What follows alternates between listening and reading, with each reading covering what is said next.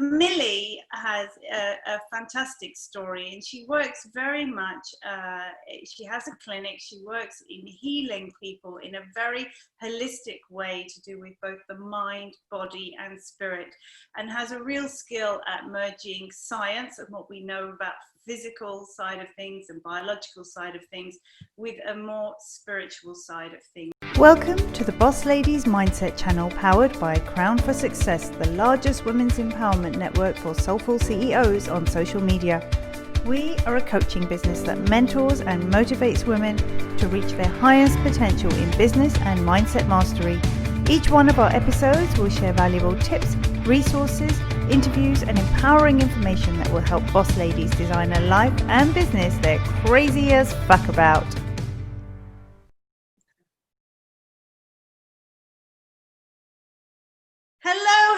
Hello, and welcome to another episode of Be Free, Be Fun, Be Fearless. So today I am so honored to introduce a phenomenal lady to you who I am very privileged to call my friend as well, residing in Mexico City, and that is Dr. Millie Diericx. Hi, Millie!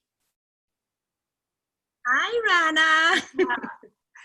So let me tell you a little bit about Millie, other than the fact that she has a beautiful smile, and as you can see, a halo around her head right now.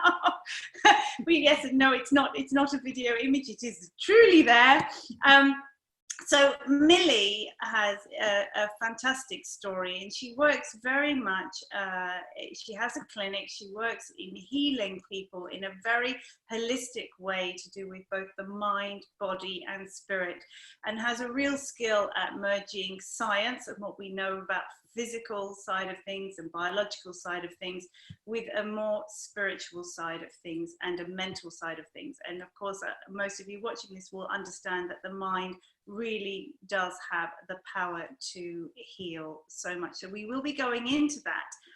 But first, Millie has the most phenomenal story that I want her to talk about, because Millie, when I first met her, her byline, her introduction to me was that she got told that, that she had lupus and was going to probably be dead by the end of the week. But as you can see, here she is with a halo around her head, but still in physical form. And so, Millie, tell us a little bit about your story, what you experienced and how you healed yourself from lupus. Sure. Lupus is a very difficult illness to diagnose. So what happened to me is we didn't know what was going on. So I started feeling really sick. I mean, really sick. I started with a fever, and then with my muscles went all away. It ate my muscles, and my skin I was like burnt, as if I had been dipped in hot water. And my joints were completely swollen. I couldn't move a single one. And this happened when my baby was just born. He was 2 months old, my youngest son. And I was completely in bed. I couldn't move at all. And the doctors had no idea what was wrong with me, because I had these symptoms all my life, but never all together. And that's one of the things that happens with lupus. You get all these symptoms together. So by the time I got to a proper doctor that told me what was wrong, I was such in a bad way that I was told I was going to die in a week or maybe 2 days, because it had started attacking my central nervous system. So my back was arched in pain, and I was losing time by then. I was being conscious, unconscious a lot of the time. So that was really scary. But the most scary part was that I didn't have any feelings. I don't know if the center of my brain for feelings or what happened, but I was like flatlined. I was already dead in a way, energetically and emotionally. I was just sitting there completely crumpled in a wheelchair and couldn't do anything for myself, couldn't even go to the bathroom by myself. I needed to be carried to the bathroom at this point. And the whole attack lasted for 1 week. It was devastating in a week. So that's why the doctors thought I was going to die, because it had been so devastating in the extent of a week that they didn't think I was going to make it, to be perfectly honest. So you had all of these symptoms at different periods in your life, but milder, and then you had a 2-month-old son, and then within the space of a week, you ended up being what, normal through to a wheelchair, or just, because I don't get how the doctors, no one knew what was wrong until one doctor suddenly said, oh, you've got lupus. And then of course we should talk about exactly what lupus is, but just explain that to me a bit more.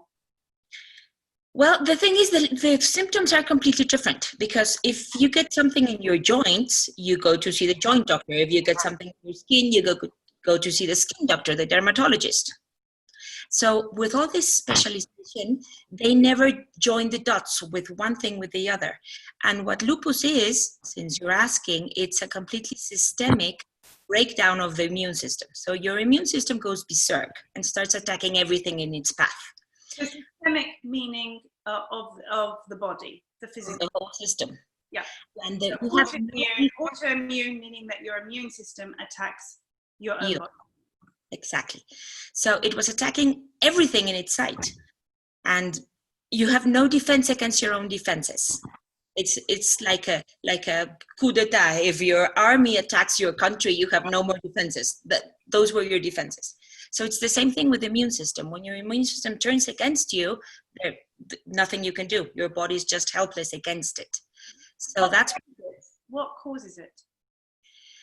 Nobody knows.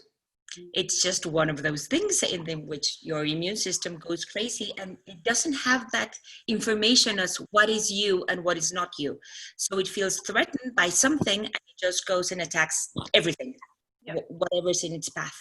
So we do believe with autoimmune conditions, because obviously I obviously treat a lot of patients with various other autoimmune conditions as well, even simple things like people getting a rash like psoriasis or complainers are autoimmune conditions as well, some types of arthritis also.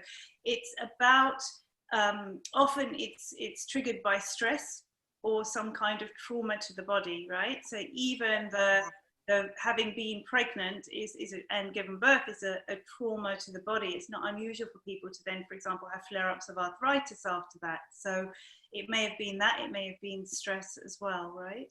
I think it's a combination of everything, which is why I made this method completely holistic, because I was completely stressed out. I had a 3-year-old son and the baby, and I thought I was superwoman and supermom, and I wanted to do absolutely everything.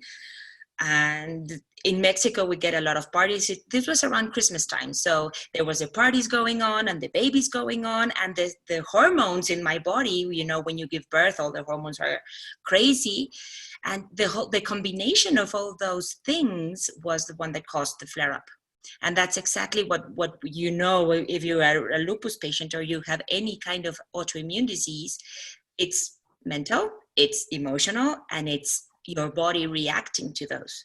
So what I thought was that my body, or your body, if you have something autoimmune, you get an emotion, a strong emotion or a strong thought or something that triggers your body, but your immune system doesn't know that it's an emotion and that's been triggered by something out there.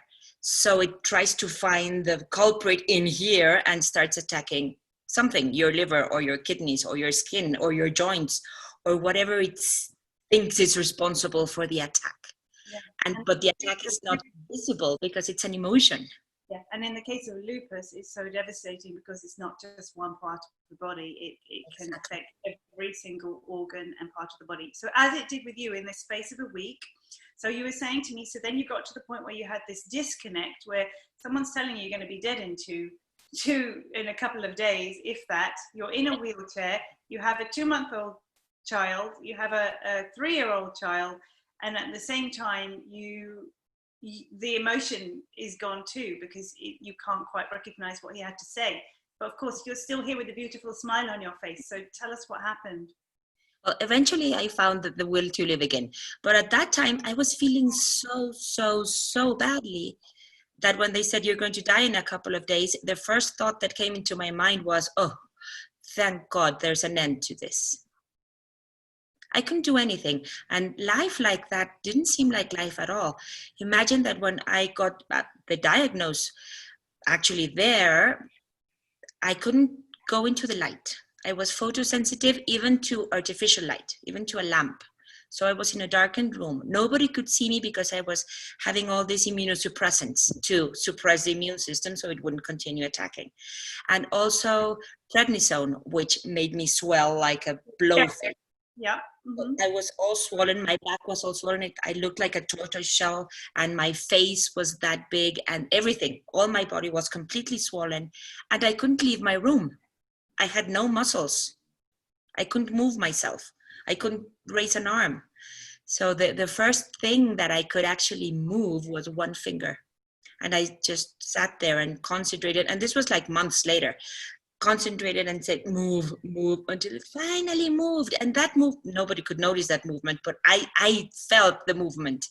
And that was so exciting because I thought maybe I can come back from this.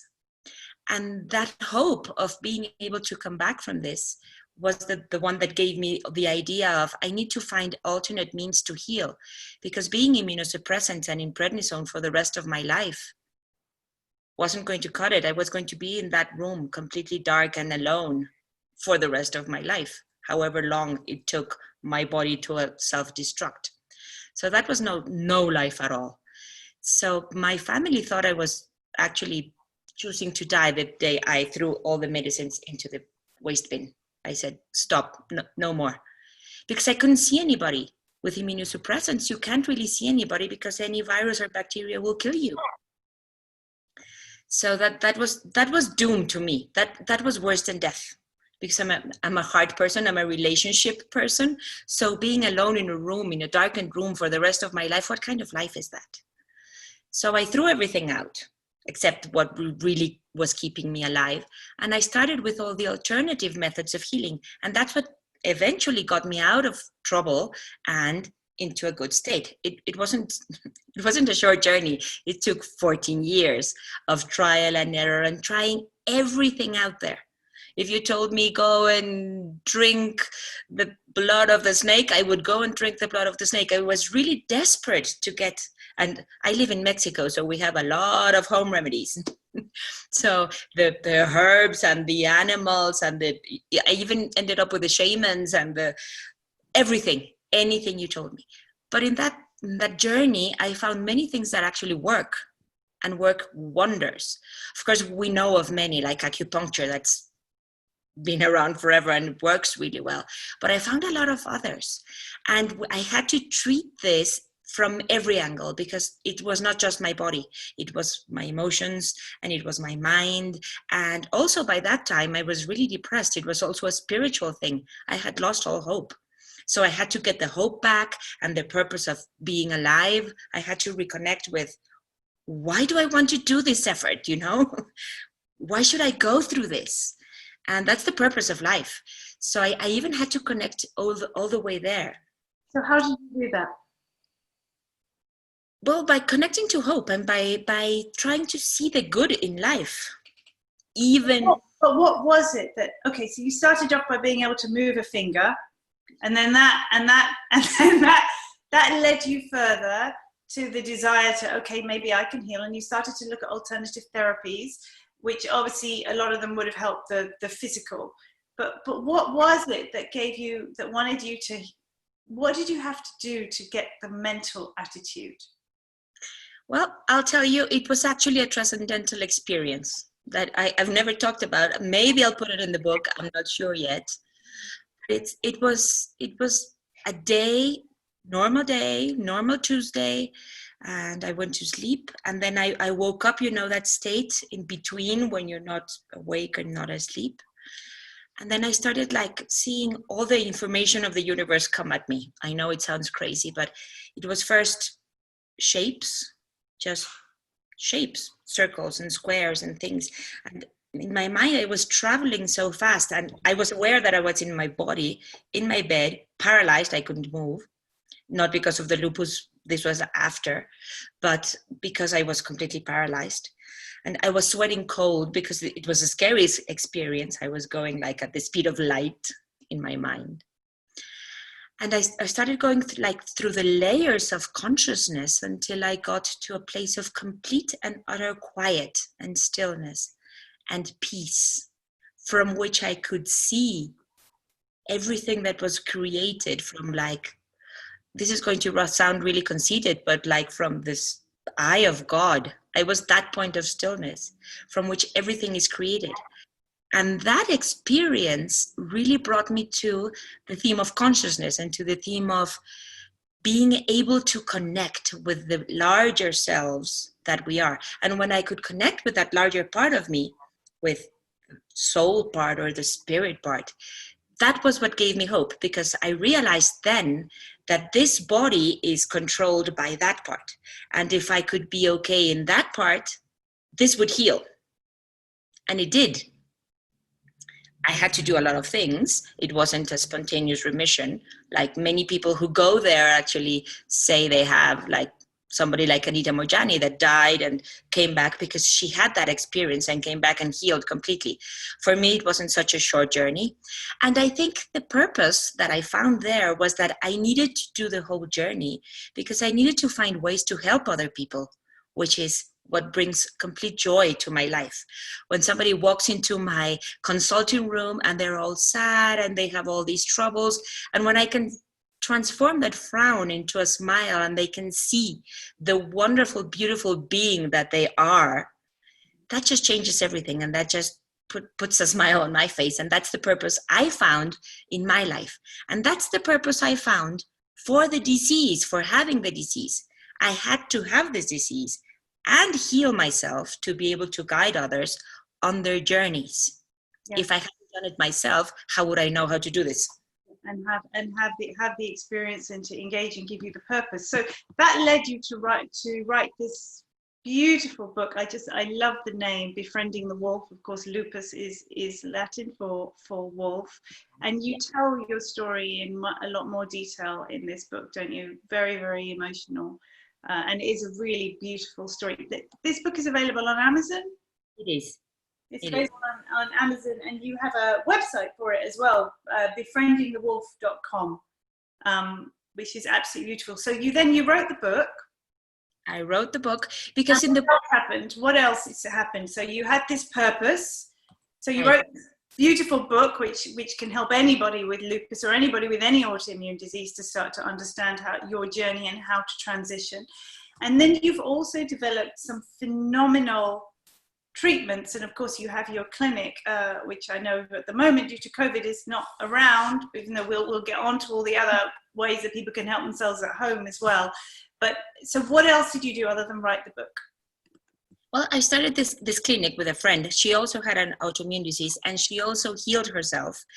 And we sort of came together in many of the healing things. Like we were together in a master Reiki class and all these things we were studying because she's curious as I am. So what I did is everything that worked for me, I studied to apply on others. That's why it took so long, because I was studying everything.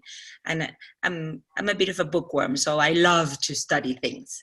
So I studied all these methods and she did too. And we were talking about this and saying, this works. We have to bring this to the world.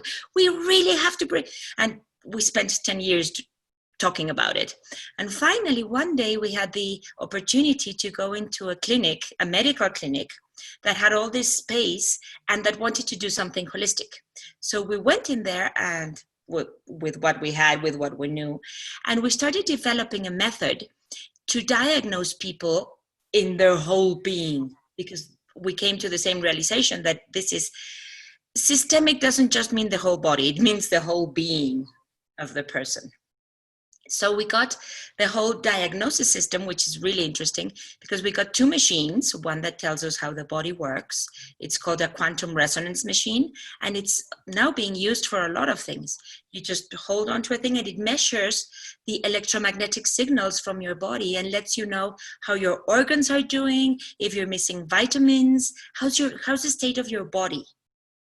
And then can you be specific enough with that machine to know which vitamins are missing, or does it just which vitamins are missing? Analyze an imbalance? Yeah, it says you're missing vitamin K and your liver is greasy and your bones don't have enough calcium. It's and very so without taking any blood tests or anything like that.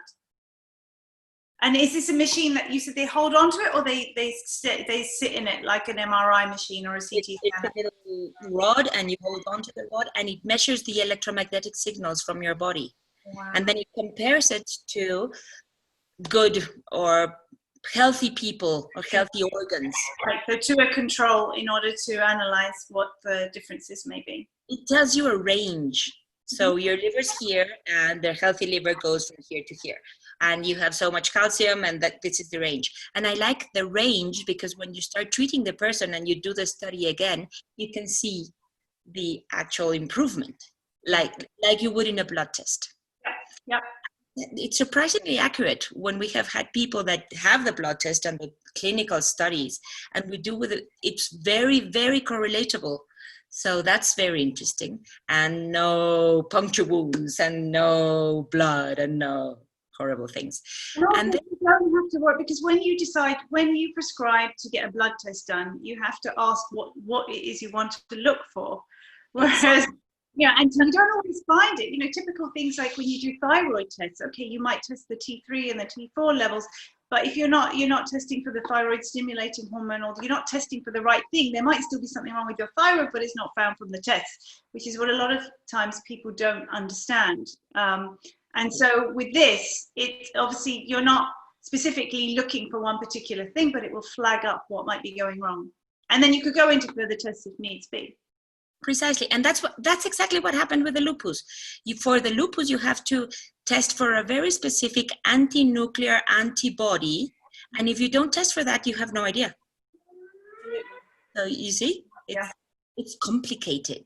It is. Okay, so you have this fantastic machine. And then I have the Aura machine. And the Aura machine, I love the Aura machine because you put your hand there and it also reads your energy system, and it shows up with the whole chakras and with the whole aura. And it's amazing to see what's wrong with your body when you compare it with what's wrong with your energy, and it's completely correlatable. You can see the greasy liver and the solar plexus chakra diminished, for example. And that's where I can really tell a person, okay, this is emotional and physical now. This has manifested into your body, and we're going to attack this first and then this second. And what we did with all these techniques was to go in and try for the whole body. So we attack a little bit mental, a little bit emotional, a little bit physical, to be able to go that person and heal them in a kind of spherical way, which is why the clinic is called Bienestar 360, as in a sphere kind of way. Because if you don't heal the emotion at the same time as the body will flare up again. Yeah, so you're not treating the ultimate cause. Exactly. And so traditional medicine traditional medicine may just, sometimes deal with the symptoms or suppress it, such as steroids. If you don't deal with the underlying cause, especially something like an autoimmune disorder, it's just going to come back again. The same as when we go on a diet. It's the same thing, right? We just yo-yo. So your idea is a very holistic approach. Exactly. Energy within the body in order to treat the physical manifestations. So what's the source? This is the chicken and the egg question. Is the source the physical that affects the energy, or does the energy affect the physical? Well, that depends. That depends on the person. Because as you said a little while ago, you can have a trauma in your body. You can really have something traumatic happen to you. So that's physical. You got in an accident, or you had a virus. We're dealing with a pandemic right now, and that's really traumatic for your body. And then your emotions come into play. And then you get depressed, and like we're feeling right now in the quarantine, where you get all depressed and desperate and scared, and that fear continues to diminish the body. Or you can get the emotion, something traumatic emotionally. You get somebody dies in your family, or you get divorced, or there's something traumatic in your emotional life, and then it manifests in the body. So I don't think it's a one-way thing, but that we're all connected, and what affects one thing affects the other thing. So that's why we have to heal in this holistic manner.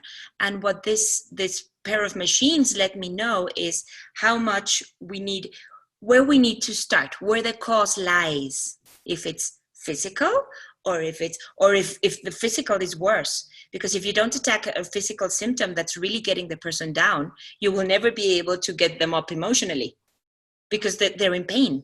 Yeah, and they're just going to actually get you know about pain. Trust me, you can't be upbeat and happy if you're really in pain. So it depends, and it depends on the person, which is why sometimes these things don't work for everybody. I don't know if you've met somebody that you recommend your beautiful acupuncturist to, and he's a genius, but they don't need acupuncture because this is emotional. Now, how much of it can be an effect if they don't believe in it? So, for example, you refer your friend to this phenomenal acupuncturist who always get results, and they go along, but a little bit resentfully, because they're thinking, well, they'll give it a go because their friend told them, but they don't really believe it works. What effect is that going to have on their treatment outcome? Well, I will tell you, it depends too. If what they need, that what their body needs, is that point in that meridian, it will heal. Because your body has a wisdom of its own, which is why kinesiology works. I don't know if you've heard about this method, but it's muscle checking. And you can check the person's body for its knowledge, for its wisdom. So you don't go with the mind. The mind tells us a lot of stories. And actually you can see this with people that have had their corpus callosum cut. That one hemisphere of the brain and the other one are like completely different personalities. So your mind doesn't really know what's going on, but it will invent a story to justify your symptoms, even if it has no idea. So that's why I ask the body too. That's the third thing I do. After I do both machines and I know what's going on, then I ask your body, your inner wisdom, what do you need right now? Where do we need to start? And so I'm not inventing anything. I'm asking your body, because you are the expert in you. I'm not the expert in you. I'm the expert in me. So this is a conversation you would then have with the patient? Yes. Where do you feel you need to start? I would ask their body. I would muscle check. Do you need a Reiki session? No. Do you need a allergy session? Yes. Okay. So sometimes it's an intolerance to a substance or to a person. How can you tell when you say you ask the body? By muscle checking. For example, you can even do it yourself. And actually, in my YouTube video, I teach people how to do this by themselves. And it's a pendulum. And you ask your body, is this the best for me right now? And the body says yes or no. And I can do it with the arm. You can do it with the leg. Any muscle will respond. And the muscles are related to the unconscious mind, to the right hemisphere of the brain, which is the creative part. And that one's the one that knows what's going on. But that one doesn't use language. It uses symbols, which is why hypnosis is so great for healing, because you access the wisdom of the right brain, of the unconscious mind, to go in there and give it suggestions. That's why you get suggested in hypnotherapy. Hypnotherapy, yeah, post-hypnotic suggestions, absolutely. So how can we talk to the left side of the brain? The left side of the brain talks. We're doing it right now. That's the logical one. And it loves language, and it loves to go on and invent all these beautiful stories about why you're feeling this way. The other one is the one that actually knows what's going on. So that's why we do the muscle checking, because that's the way we can talk to the right side of the brain, through muscle checking. And it's a yes or no answer. So you ask it yes or no questions. Like, is this the best therapy for me right now? Or is this the real cause of the problem? Maybe your left side of the brain is saying, of course, this is happening because my brother was horrible to me during childhood. And your body says, nope, that's not it. And you have to look for the cause. Actually, the best therapy I use is from she's an English teacher. Her name is Chloe Wordsworth, and it's called resonance repatterning. And that's exactly what it does. It asks the body, what's the cause? And it's a yes or no answer until you get to the cause. And then what it needs to change the resonance with that cause, because your body remembers and it stays in resonance like a radio. You get tuned into a station, and then you stay on that station until somebody changes the dial. And that's what resonance repatterning does. It changes the dial and it puts you in another station, listening to different music. So that's so interesting. And it's with the body. The body knows, you're the expert in you. But we don't know. That because you can sit there on a counselor's chair or a therapist's chair trying to work out why you are the way you are and why you behave the way you are and why this has happened to you and how you can get and as a coach I go beyond therapy, so we go to the point of, okay, we've sussed out the why, but let's actually work out what to do about it. But from what you're saying as well, it's also, you don't even need to do that. You just you don't need to sit here trying to suss it out. The body will tell you. It's amazing. It will. And that's why it works so fast, because you can go to the actual cause in one session, because you don't need to go through the whole mental apparatus and going through all the things that are similar, which is very useful too. And if you're a talker and if you enjoy that, that works too. But it takes a long time. So usually to get. Are you able to share any examples of people that you've treated based on those 3 diagnostic tools? Well, I'm the living example that it works. And so is my friend, and I have permission from her to talk about her. So she had rheumatoid arthritis, all her joints. She couldn't put her arm up, she couldn't move. It wasn't life-threatening, but it was very uncomfortable. She couldn't get out of bed either. Yeah, and rheumatoid arthritis is incredibly crippling. So when you get a flare-up, obviously you're in immense chronic pain and your joints swell up. But what happens is you can end up with permanent disabilities. And, the people get things like swan neck, their fingers get, permanently shriveled up like this. Exactly. You lose your dexterity. You can lose your ability to walk. Yeah, absolutely. So you lose your strength, but also permanent deformities over time, right? And immense pain. Well, for her, it was completely emotional. And she was going through a rough spot in her marriage, and she was having a lot of trouble with at home. And that triggered the rheumatoid arthritis episode. And when we got to the cause, to the emotional cause, that it was a horrible separation anxiety, but of course, the marriage triggered it, but the actual experience was when she was born and her mother had preeclampsia, so she went into a coma and she was taken out of the mother's womb via a C-section, and she was never in contact with her mother for a month. And that gave her horrible anxiety separation. So anything that triggered the anxiety separation triggered the joints, and the joints are movement. So there's a whole symbolic connotation to the joints. So she didn't want to move at all to see if that way she wouldn't be abandoned again. So that's the mental. Wow. The belief that if I don't move, if nobody sees me, then maybe they won't abandon me. There's the emotional, the anxiety of being separated from the mother. And of course, the physical. All the joints were swelling up. They were responding to her need to be in need. So of course the husband couldn't leave because she couldn't move, and they had 3 small kids. So she was keeping the husband there by being unable to move. So it was actually working. And that's something else that's really important. We have to look for the benefit that the illness is giving us. If you don't resolve that emotional issue, which the illness is solving for you, then you will never get rid of the illness because it works. And I have a lot of people that do that. And see, sometimes it's almost becoming ill to force us to slow down, right? To force us to slow down. You yourself, you're a superwoman.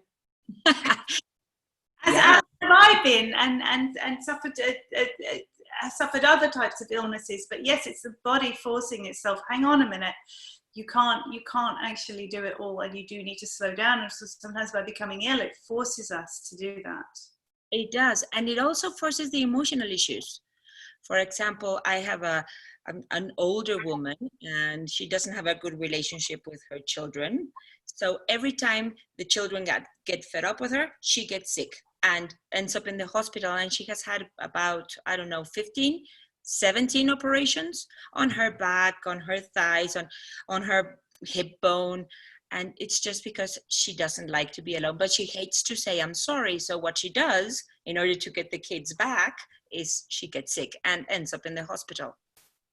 And there's an emotional issue there. I was going to say, because it isn't even a manipulation. You know, this isn't a conscious manipulation of I will get attention, but her body and mind have programmed themselves for this to happen, so that because it works. So tell us, but back to your friend. So obviously she had this rheumatoid arthritis. You sussed out what the problem was, and is she still married? No, she got the divorce. Okay. But she has a very good relationship with the ex-husband. So managed to work her way through that. And physically, any permanent manifestations?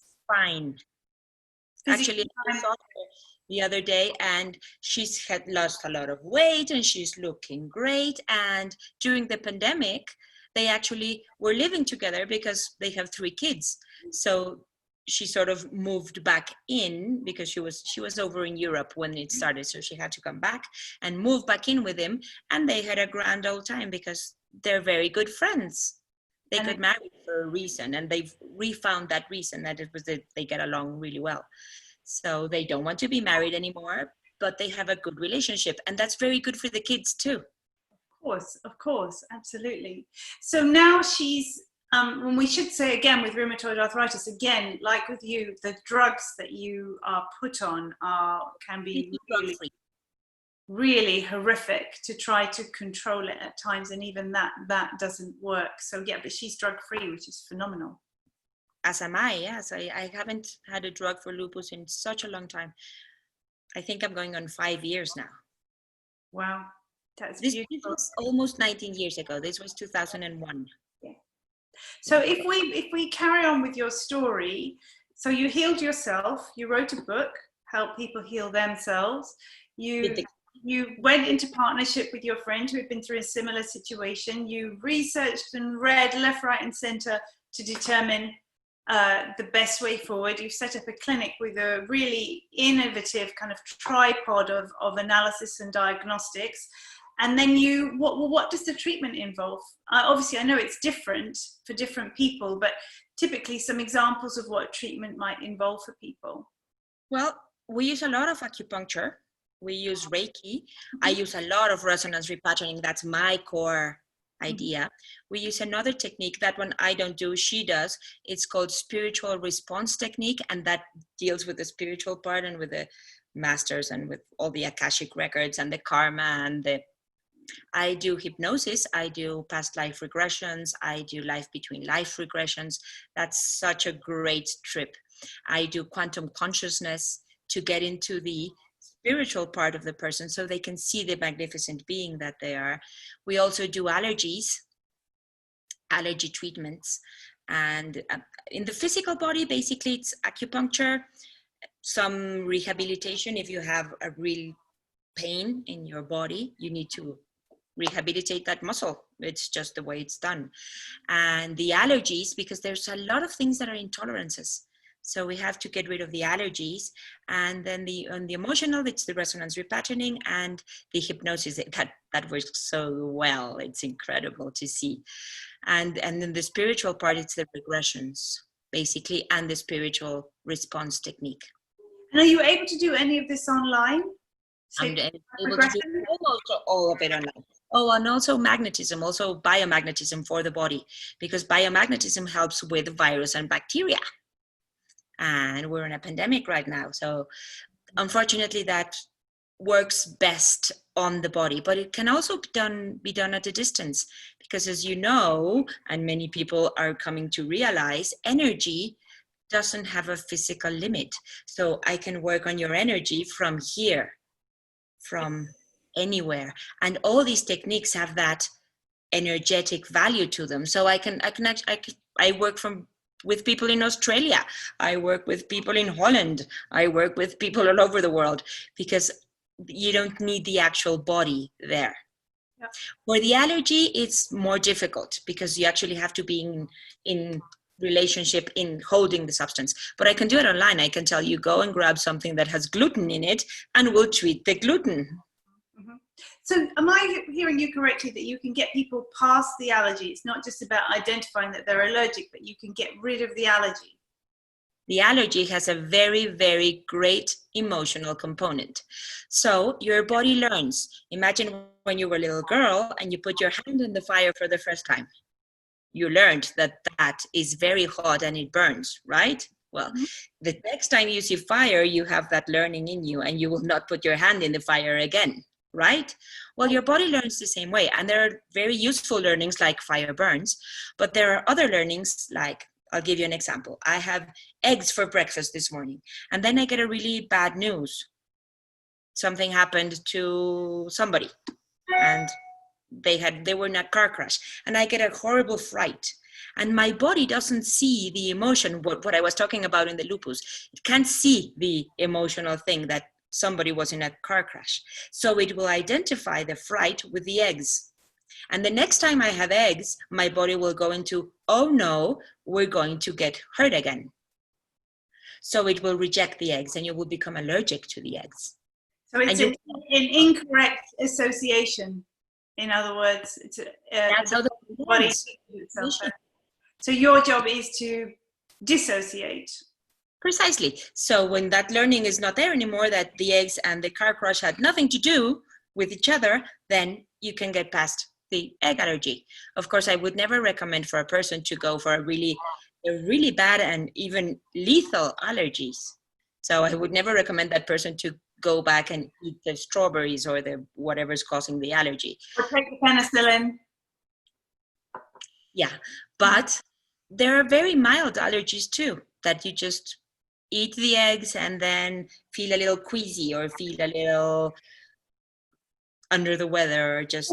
So what would your explanation be for the fact that we have so much more gluten intolerance in the world nowadays than, say, 10 years ago? Well, that's actually a three-way explanation. One, we have more stress and we eat a lot of gluten. And two, the wheat has been... Why is eating a lot of gluten going to cause the intolerance? Let's take them one step at a time. You're going to have gluten in your system when something happens.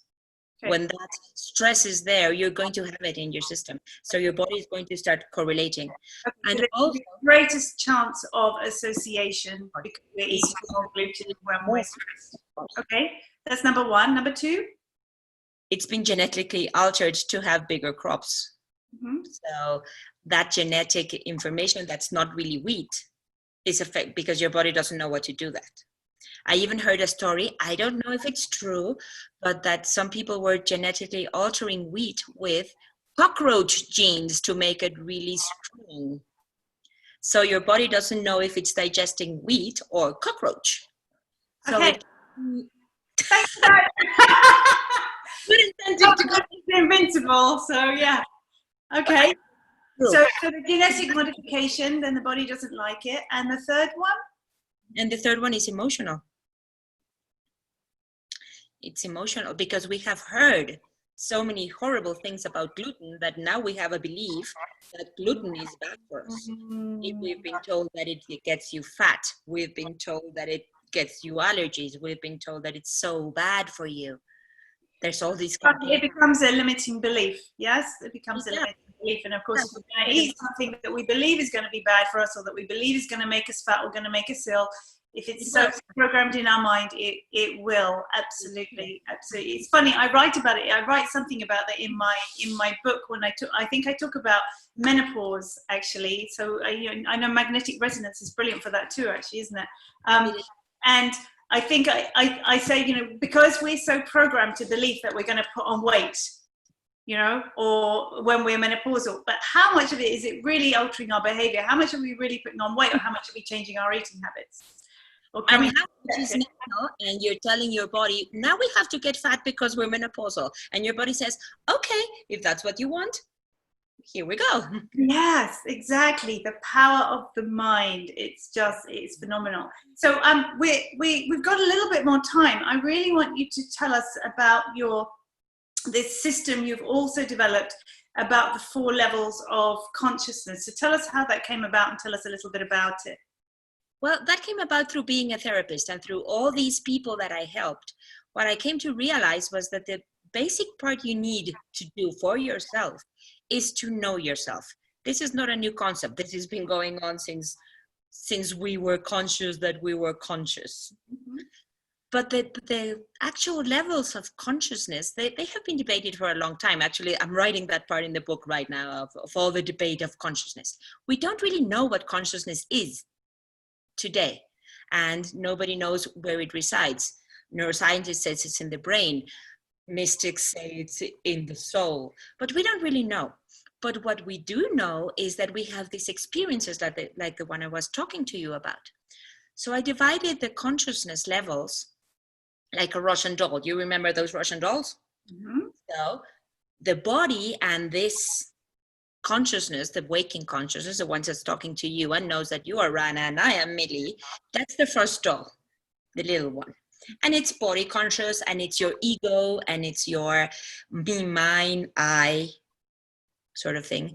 And it has to do with your needs and with your survival, and it's going to look after you. And many mystics say that the ego has to die. I don't think the ego has to die. The ego is a very important part to navigate the world, because it's also the mind and the ideas. The mind tells you how to get things done. So it's very important to have that very well established. That's where your well-being is. That's where your health is, where your relationships lie, where you make every conscious choice every day in your life. First level of consciousness.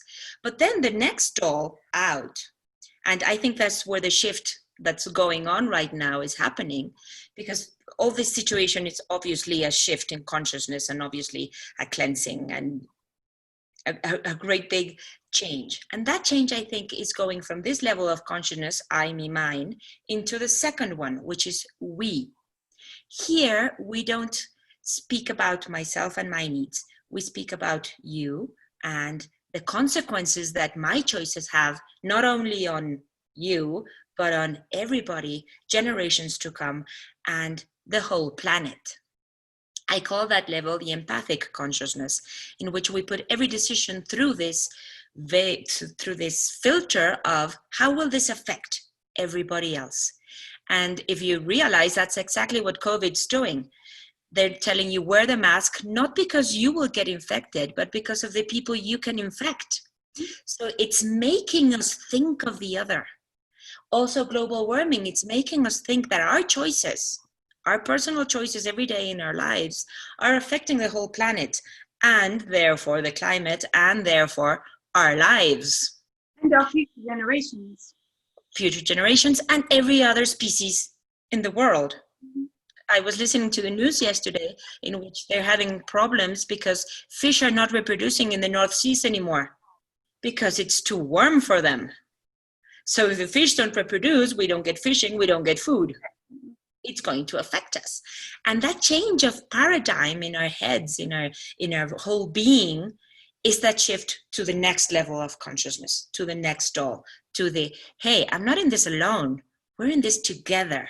And that's what we're doing right now. We have to like hold hands and be team Earth, be team humanity, and get out of this together. We got in this together, so we now have to get out of it together.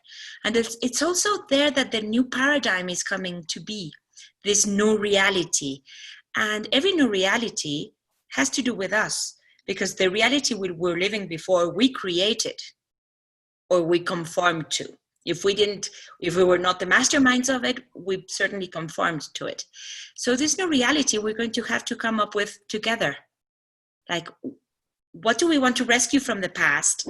And what do we need to change in order to make our lives in this planet sustainable? So that's the shift that's going on now. But that's just the second doll. Okay. And it's very important. Number 3? Well, we're going up to humanity, but for me, there's another 2 dolls. So it's 4 levels. The next level up is what all mystics call a unifying experience, the experience of the one. So I call it the level of consciousness 3 is one consciousness, where it's not only you and me together, but that we are one. We are the same. and energy is the same, and we're all made up of the same stuff. And that's where like the butterfly effects comes in, when everything I do affects everything, because we are all connected, because we are all one. This is a really difficult concept for people to grasp, because I know Donald Walsh talks about it a lot in his conversations with God as well, and this idea that we are all one, and a lot of people will be like, oh, what do you mean? It's all a load of nonsense. So how can you make that a bit more practical for people to try to understand it a bit more? Very easy. Take your hand. So that's Millie, that's Rana, okay? And we're talking, hey, hi, how are you? But we are all part of from one source. So we are one, okay? In here, we are part of a system of fingers, and everything this finger does will affect the other fingers, okay? So that's the second level of consciousness, where I'm not alone, but we are 5 fingers. Mm-hmm. And then this is the one consciousness. We are one hand. And everything that happens here happens to the whole hand. That's the next level. So it's not, when we say we are all one, it's not that we're all the same. No. It's that we are all... Rana, this is to Millie, but we are one hand. Mm-hmm. Okay? So after that level of consciousness, we are the actual source. So we are not only a hand, but we are connected to the whole universe. If you think of your body as a whole universe, that's exactly what we are. And everything that this little finger does and does to this other little finger will affect the hand and will affect the whole source. And at the end of the day, it's that experience I was talking to you about, that's the 4th level of consciousness. That's the source consciousness. That's where you completely dissolve into the mind of God, into complete universal stillness, the biggest consciousness, beyond consciousness. I know it sounds silly, but it's the consciousness, beyond duality, beyond you and me, beyond everything. So it's a little bit like your transcendental experience at that point. Exactly. But that's experience, and I'm researching that for the book right now. Everybody says you can't force that one. You can't really do anything to get there. That just happens if it happens. You can be ready for it, and that's what people do in meditation and all these spiritual practices. You can be ready for it, but you can't really force that one. Yeah, it's funny. I had a very similar one. I remember I was lecturing in Seville, just in my hotel room that morning, doing a Rahani healing on myself. And Rahani healing, again, is 5th dimensional healing. So you're channeling in from the angel. Very similar to you. I felt like I was paralyzed. I couldn't move my arms, my legs, even though, of course, I mean, I could have, but I felt like I couldn't. And it was just like a massive shaking, like I was being traveled and trajected into I don't know where, and then opened up in something that was almost like a spaceship. It was all very colorful, and there were these kinds of people, but I couldn't quite make it out. And and then I think, my conscious came in to try and say, well, what is the message? And I missed it, but it really shook me up. It does shake you up, but you can't plan for that one. You would. It's happened, and it hasn't happened again. Even though I've invited it, I'm like, okay, I'm ready now. Give it back. I'll try and make more sense of it. And you can't really force that one, but you can go up to level 3 with all these techniques. So where does meditation take you? Meditation takes you to calm the mind, so you can be receptive and open to the other levels of consciousness. That's what it basically does. What do you do? What do you do when you're able to channel, when you're able to talk to spirit, or you're able to channel, or you're able to tap into your higher self or your higher coach, when you can get those downloads, when you tap into your clairsentience, clairaudience, clairvoyance, whatever it happens to be? What level are you at then? I think it's level 3. Yeah. I think information is coming down from level 3, because there we know we are one, so we are accessing what physics calls the field of information, in which all information lies. So if you tap into that field, actually there's also the term morphic fields, and all knowledge rests there. Even Jung called it the archetypal and the collective unconscious. You can tap into that information and channel from there. That's where all the guides are, and the angels and the spiritual beings reside in level 3. And the masters and the Akashic records and So am I hearing you correctly? Am I hearing you correctly that almost there's perhaps a gateway between consciousness and higher consciousness or subconsciousness, between level 2 and level 3, where we're perhaps 3-dimensional on this plane still at level 2, where we're obviously empathetic, we're looking after each other, we're recognizing that there's a ripple effect with anything we do affects somebody else, versus level 3, which it's still about other people, but it also becomes about our engaging in our higher connection. That's what I'm hearing you say.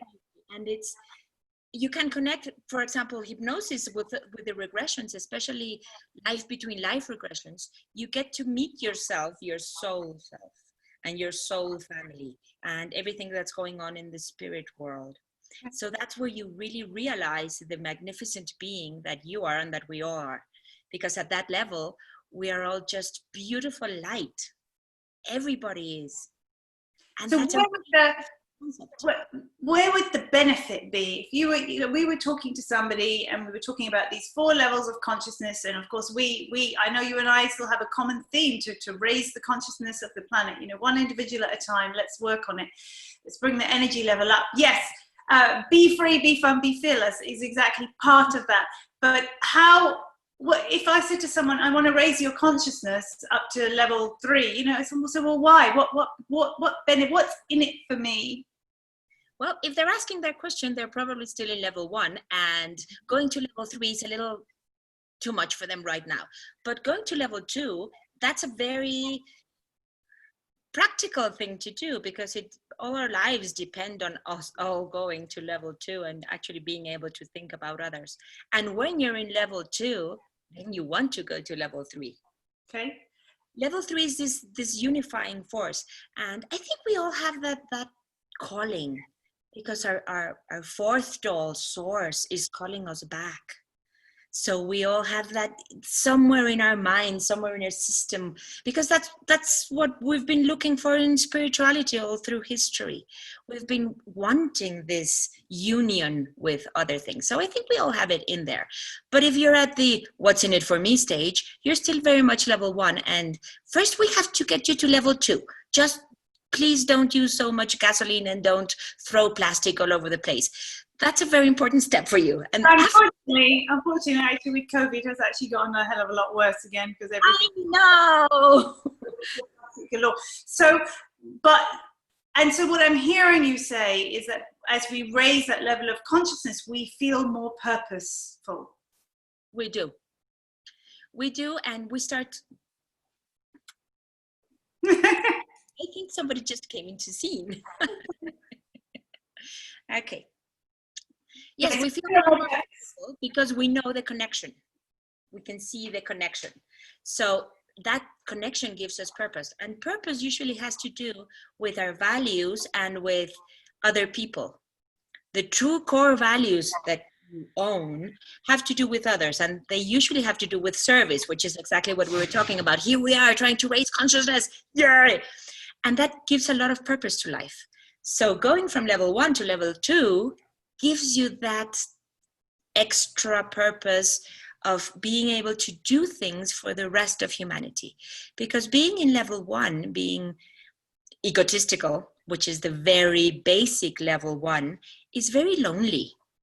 You feel very alone. Loneliness comes from being completely in that frame of mind, because you have no connection to anyone else. Yeah. So it will ultimately give you more joy, more fulfillment, more peace, more purpose, more opportunity, and a hell of a lot more happiness. And ultimately by doing that, you can manifest, and you get into the state of creativity where you can create more in your life, whatever that happens to be. Let me just talk a little bit about that, because that's so exciting. In the 4 levels, of course, we have free will. But the level of choice I have in first level of consciousness is very limited. I can't do anything for my circumstances. I can't really co-create my life. I can choose what I'm going to have for breakfast, but that's about it. I'm joking here, but I can choose my spouse, but it's a very limited kind of choice, because it's just this choice. Mm-hmm. But in the second level, we get to choose for all of us. We get to choose our common reality. We have so much more freedom of choice. And the higher you go in consciousness, the freer you get. For example, if you go to level 4, as you remember your experience, I remember mine, there is creation source. So if you go there, you can co-create everything. You are the source. And in level 1. Level 3, level 1, and we can create from the field of information. You can put them and that's where for example, the secret works. You remember this book, The Secret. You put your intention into the field, and the field will reflect that right back to you. Because at the end of the day, what creation is, it's a big mirror in which you are reflecting what you need in the world. Energetically. Yeah, what your soul needs to have happen to it in order to learn something. You reflect into your world, and that's whatever's going on in your life. That's what I always tell my clients, to bring this into a little bit more practical sense, because these are very elevated concepts. I just tell them, look at your life. What's going on in your life? Oh, I have conflict. Okay, then you need to resolve internal conflict. And as long as the life is reflecting conflicts to you, you have not resolved your inner conflict. Exactly. It's still being reflected back at you. We are running out of time. We are running out until we run out of time. I know you and I could just talk for hours, which we will offline again in a minute. So, but listen, I want people to be able to get hold of you, Millie. So the best website for you, where they can find so much of this information and links to your clinic and all the treatments that you do, and how to get hold of you, because obviously you still do stuff online, and also information about your book and your upcoming book is all on your website, right? Which is www.millydiericx.com. So that's MILLYDIERICX.com. And you have created a hell of a lot of videos, again, about these therapies and things that people can do and try as well on your YouTube channel. And that is Consciousness and Evolution, the symbol for and, Consciousness and Evolution, by Dr. Diericx, again spelled DIERCX. Yes? ICX. Yes. Thank you so much, Millie. Thank you for all of your wisdom and your insights and your stories and your empowerment for people to truly heal themselves. It's been absolutely fantastic. So anyone want more information, please do get hold of Millie. She, as you've gathered, we could just talk here for hours about other ways that she could help you. But that's it for now. Thanks, Millie. Thank you, Rana. Thank you for having me. Oh, absolute pleasure. So as always, just be free, be fun, be fearless. I am Dr. RANA AL-FALAKI, Light Changes Coaching. Take care. Bye-bye. Thank you so much for tuning into the Boss Ladies Mindset channel powered by Crown for Success. Please tune in next week for another episode, and don't forget to follow us on Instagram at RVP Queens, at The Girl Gang Confidential, at Crown for Success, at Strong Women Are Beautiful, and of course at Boss Ladies Mindset.